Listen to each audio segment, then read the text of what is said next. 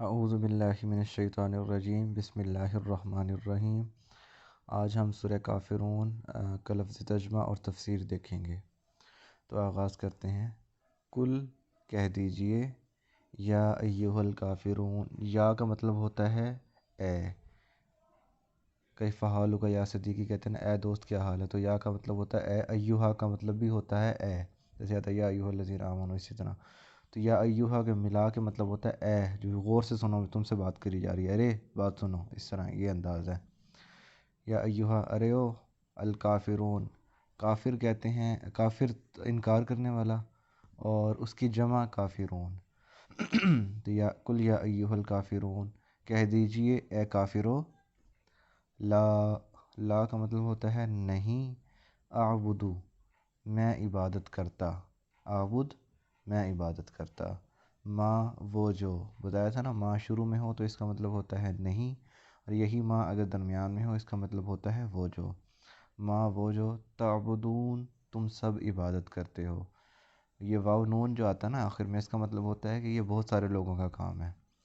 لا اعبدو میں عبادت نہیں کرتا، ما اس کی جو، تعبدون تم سب عبادت کرتے ہو۔ وا کا مطلب اور، لا نہیں، انتم تم سب، انتم کا مطلب ہوتا ہے تم سب، انتا ہوتا ہے آپ ایک بندہ، جیسے وہ نعت نہیں ہے انتا نور اللہ فجرن، جب سامنے والے ایک بندے سے خطاب کیا جا رہا ہو تو اسے کہتے ہیں انتا، اور اگر سامنے والے سارے بندوں سے خطاب کیا جا رہا ہو تو کہتے ہیں انتم۔ ولا انتم اور نہیں ہو تم، عابدون عابد عبادت کرنے والا، عابد کی جمع عابدون عبادت کرنے والے، نہیں ہو تم عبادت کرنے والے، ما اس کی جو، اعبد میں عبادت کرتا ہوں، ولا انتم عابدون ما اعبد اور نہیں ہو تم اس کی عبادت کرتے جس کی میں کرتا ہوں، ولا اور نہیں، انا، انا کا مطلب ہوتا ہے میں، نحنو کا مطلب ہوتا ہے ہم، ولا انا اور نہیں ہوں میں، عابد عبادت کرنے والے کو کہتے ہیں، ما اس چیز کی، عبد تم سب عبادت کرتے ہو، اور نہ ہی میں آئندہ عبادت کرنے والا ہوں اس کی جس کی تم عبادت کرتے ہو، ولا انتم اور نہیں ہو تم، عابدون عبادت کرنے والے، ما عابد جس کی میں عبادت کرتا ہوں۔ لکم لام زبر لا کا مطلب کے لیے، کم تم سب کے لیے، انتا انتم جو ہوتا ہے نا یہ ہوتا ہے ایکٹیو وائس، سوری اس کا پروناؤن کا سبجیکٹیو فارم، جبکہ جو کم ہوتا ہے نا کا کم، یہ ہوتا ہے پروناؤن کی آبجیکٹیو فارم یو کی۔ تو کا ایک بندے کے لیے، کم کئی بندوں کے لیے، لکم تم سب کے لیے، دینکم تمہارا دین، و اور لیا میرے لیے، دینی میرا دین، تمہارے لیے تمہارا دین، میرے لیے میرا دین۔ اب ہم سورہ کافرون کی تفسیر کرتے ہیں۔ سب سے پہلے جسے کافر کہہ کے بلایا جائے یہ کوئی گالی نہیں ہوتی، یہ ایک مخاطب ہے، جیسے ہم کسی کو کہتے ہیں اے دشمن، تو کافر کا مطلب بھی انکار کرنے والا، اور دوسرا یہاں پہ کافر کہا گیا ہے، مشرک نہیں، یعنی تمام یہودی، عیسائی اور مشرک تمام اس میں شامل ہیں۔ اگر مشرک ہوتا تو صرف مشرکوں سے خطاب ہوتا، لیکن اب تمام قسم کے کافروں سے خطاب ہے۔ وہ کیا خطاب ہے؟ کہا تو یہ آپ صلی اللہ علیہ وسلم سے جا رہا ہے کہ آپ برات کا اعلان کرو ان سے، لیکن یہ اس کے بعد آنے والے تمام مومنین کے لیے بھی یہی حکم ہے کہ آپ سب نے بھی یہی کرنا ہے، اعلان کیا کرنا ہے؟ لا اعبد ما تعبدون، کھلم کھلا اعلان کر دو میں اس کی عبادت نہیں کرتا جس کی تم سب عبادت کرتے ہو۔ اور ہر دور میں معبود مختلف ہوا کرتے تھے، پہلے کوئی آگ بت پرست تھا، کوئی آتش پرست تھا، کوئی سورج پرست، تو اس دور میں جتنے بھی عبادت گزار تھے، اللہ کے علاوہ معبود بنایا ہوا تھا، تو ان سب سے انکار، کہ انبیاء سے انکار، جس نے حضرت عیسیٰ کو اللہ کا بیٹا بنایا ہوا تھا، اس طرح اولیاء سے انکار، اور جو بھی معبود ہیں سورج چاند ستارے جن کو بھی، ان سب سے انکار، یعنی میں ان سب سے انکار کرتا ہوں ان کی عبادت سے، لا اعبد ما تعبدون ولا انتم عابدون ما اعبد، اور تم بھی اس کی عبادت نہیں کرو گے جن کی میں عبادت کرتا ہوں۔ کیوں؟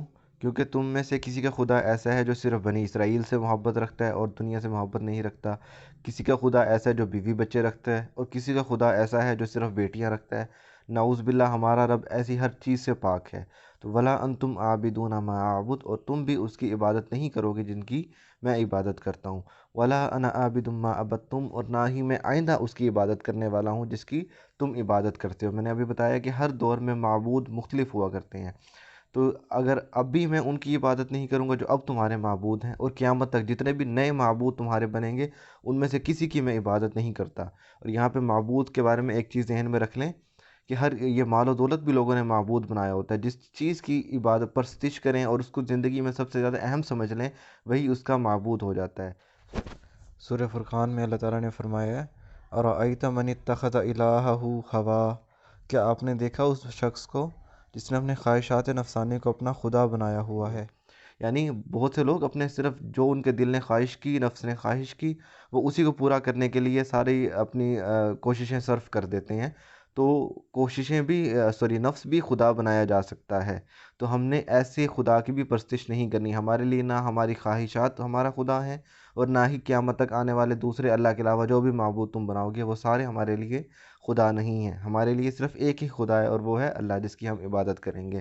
وَلَا أَنْتُمْ عَابِدُونَ مَا أَعْبُدُ، اور نہ ہی تم آئندہ ان کی عبادت کرو گے۔ کیوں؟ کیونکہ تم نے آنا ہی نہیں ہے دین کی سائڈ پہ، تم نے دین اسلام قبول کرنا ہی نہیں ہے، تم نے توحید کے راستے پہ چلنا ہی نہیں ہے، اللہ کو معبود نہیں ماننا تم لوگوں نے، اس لیے آئندہ بھی تم ایسا نہیں کر سکو گے۔ لَكُمْ دِينُكُمْ وَلِيَ دِين، تمہارے لیے تمہارا دین اور میرے لیے میرا دین۔ کسی بھی دعوت دینے والے کے لیے یہ آخری پیغام ہے، جب وہ ہر بندے کو سمجھا چکا ہو ہر لحاظ سے کہ بھی ایسے نہیں ایسے ہے، لیکن اس کے باوجود وہ شرک سے نہ ہٹ رہا ہو، کفر سے نہ ہٹ رہا ہو، تو ہم یہی کہتے ہیں کہ تیرے لیے تیرا دین، میرے لیے میرا دین۔ سورہ یونس کی آیت نمبر 41 میں اللہ تعالیٰ نے آپ صلی اللہ علیہ وسلم کو حکم دیا کہ انہیں کہو کہ ٹھیک ہے بھی، اگر تم ابھی بھی انکار کرتے ہو تو نہ تم سے پوچھا جائے گا کہ میں نے کیا کیا، اور نہ مجھ سے یہ پوچھا جائے گا کہ تم نے کیا کیا۔ تم اپنے دین پہ قائم رہو، میں اپنے دین پہ قائم رہتا ہوں۔ اسی طرح حدیث قدسی ہے کہ اللہ تعالیٰ نے فرمایا کہ ان میں سے جو بھی بندہ میری عبادت کرتا ہے اور میرے ساتھ کسی اور کو شامل کرتا ہے تو وہ عبادت صرف اسی کے لیے ہے، میرے لیے نہیں ہے، اور اس کا اجر و ثواب بھی وہی بندہ دے گا جس کے لیے اس نے عبادت کیا، میرے ہاں کوئی اجر نہیں ملے گا۔ تو لکم دینکم ولی دین، تمہارے لیے تمہارا دین، میرے لیے میرا دین۔ اسی آیت سے امام ابو حنیفہ اور دوسرے اماموں نے یہ استدلال کیا ہے کہ دنیا میں صرف دو قومیں ہیں، مسلمان اور کافر، چاہے وہ یہودی ہوں، عیسائی ہوں، بدھ مت ہوں، ہندو ہوں، کوئی بھی ہوں، وہ ہم ایک قوم بذات ایک قوم کنسیڈر کریں گے کہ وہ کافر ہیں، اور وہ ایک جماعت ہے۔ آپس میں جتنے بڑے مرضی دشمن بن جائیں، لیکن وہ صرف اور صرف ایک قوم ہے، وہ کافر ہیں۔ اور ہم جتنے مرضی فرقوں میں بڑھ جائیں، مسلمان پاکستانی ہوں، افغانی ہوں، ایرانی ہوں، عربی ہوں، ہم صرف اور صرف ایک قوم ہیں، اور وہ ہیں مسلمان۔ اس لیے آپس میں ہمارا اتحاد قائم رہنا چاہیے۔ ہمیں مسلمانوں کو چھوڑ کے دوسری قوم سے زیادہ محبت اور ان کی پیروی اور اس طرح نہیں کرنا چاہیے۔ محبت سب سے پہلے اپنی قوم کے بندوں کے لیے ہونی چاہیے۔ البتہ تبلیغ دعوت دینا ہو یہ اور بات ہے، وہ اپنے مسلمانوں کو بھی دینی ہے اور وہ دوسروں کو بھی دینی ہے۔ اس صورت کا سب سے بڑا مقصد ہی یہی ہے کہ آپ کھلم کھلا براءت کا اعلان کرو کافروں سے۔ یہ درمیان میں یہ کوئی نہیں ہے کہ چلو کچھ نہ کچھ ان کی بھی بات مان لینی چاہیے، کچھ نہ کچھ اپنی۔ یہ صورت کیوں نازل ہوئی تھی؟ یہ صورت نازل ہی اسی لیے ہوئی تھی کہ کافروں نے آپ صلی اللہ علیہ وسلم کو کہا تھا کہ ایک سال ہم آپ کے رب کی عبادت کر لیا کریں گے، ایک سال آپ ہمارے رب کی عبادت کر لیا کرنا۔ تو آپ صلی اللہ علیہ وسلم نے کلیئر کٹ فرما دیا کہ نہیں، میں ایسا ہرگز نہیں، نہ اب کرتا ہوں، نہ آئندہ کبھی کروں گا۔ نہ میں تمہارے رب کی عبادت کر سکتا ہوں اور نہ ہی تم میرے۔ تمہارے لیے تمہارا دین ہے، تم اپنے دین پہ قائم رہو، اور میرے لیے میرا دین ہے، میں اپنا دین اپنا رب نہیں چھوڑوں گا۔ اس صورت کا مقصد ہی یہی تھا، اور ہم نے بھی یہی اعلان کھلم کھلا کرنا ہے کہ ہم کسی اور کی عبادت نہیں کریں گے سوائے اللہ کی۔